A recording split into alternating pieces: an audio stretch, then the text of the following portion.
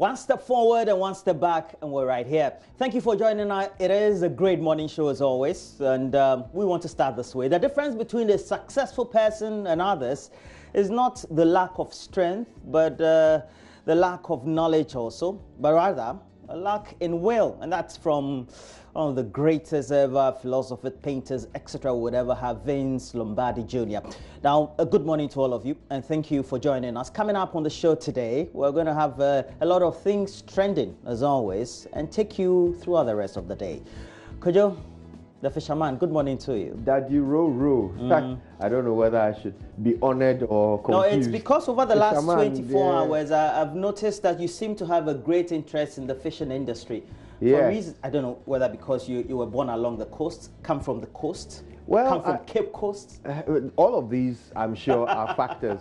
But perhaps the main one is that I grew up in the house of a marine biologist. So that's the problem. We were all forced to learn about fish and the sea and the environment in which they grow. So yeah, I know a thing or two. I could certainly run a canoe if you gave me one. You know, I have all this conspiracy theory I came up before the close of the news day yesterday that I'm sure you have about 10 canoes, okay, operating either along the coast of Cape Coast or in Accra. And I'm fighting for the interest of my 10 canoes. Yes, telling indeed. you. Yeah. Right. Well, I'll tell you what. I have a riddle for you this morning. What do fish, women, AIDS, and jobs have in common?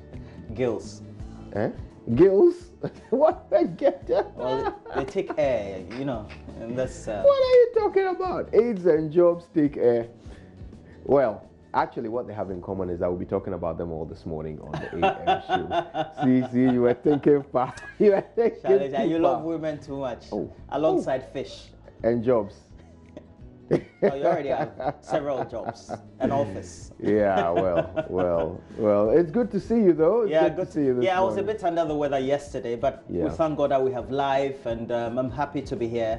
And it's always good to bring the best of news highlights and the best of current affairs on the show.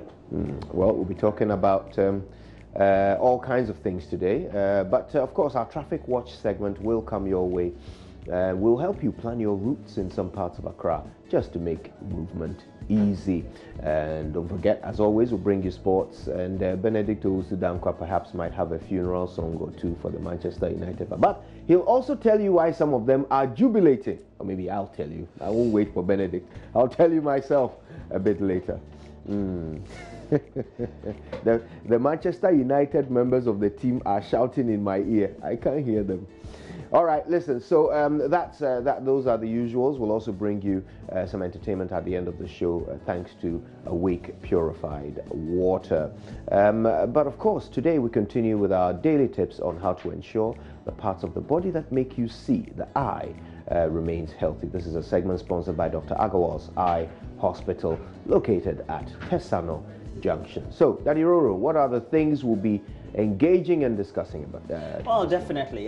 This is on because we told you that Kojo Yankson has been closely, apparently, over the last 10 years of his life, been monitoring the fishing industry. 39 years. And also, over the last 2 years, he's not been happy. And look, government already is announcing that the close season for fishermen, although there have been already concerns raised by the fisher folk on the timing of the date itself.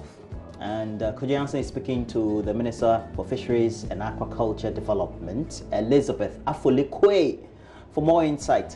And some of the critical questions like why the timing of the closing of the fishing season, and whether it's right, or did they get some of the advice, whether it's the best advice, is it scientific, or is just policy related?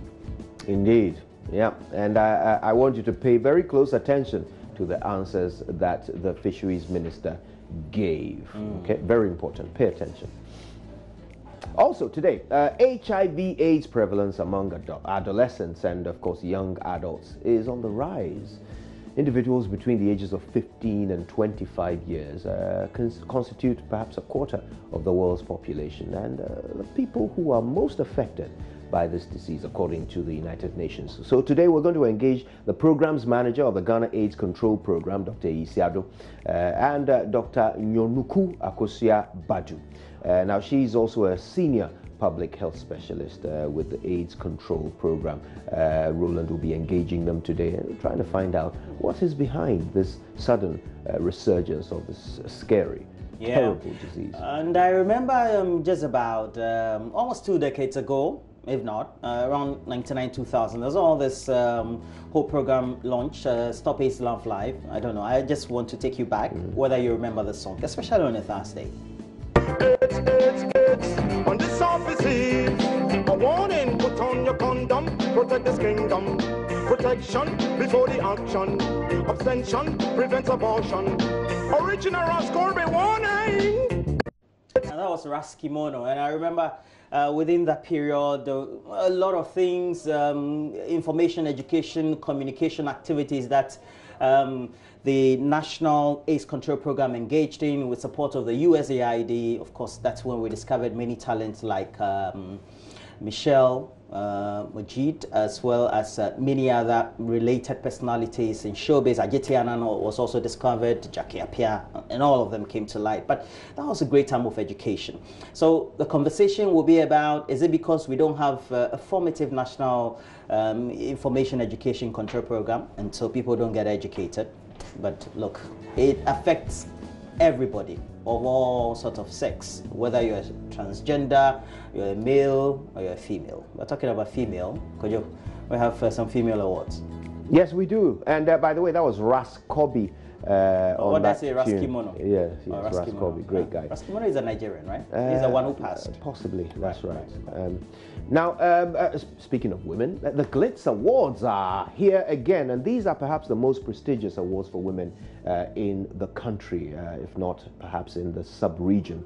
And as part of activities lined up towards this year's Glitz Women Awards, the Female CEO Breakfast Meeting for young women to go and interact, go through mentorship programs, and ultimately create networks for themselves in the various fields. That's happening today. We'll be live from the event grounds, which is at Mervenpick Ambassador Hotel today. Mama Biusu Abuaje will join us from there, and we'll get our glitz on this morning. Yeah, so it promises to be a great conversation, great insight into the CEO breakfast meeting. Absolutely. From the Mervenpick. Some amazing women who are lined up for the breakfast meeting, but not just that, for the main awards as well, which is this weekend. Some fantastic women being recognized this year. Brilliant choices. Yeah, women. Intelligent, beautiful women.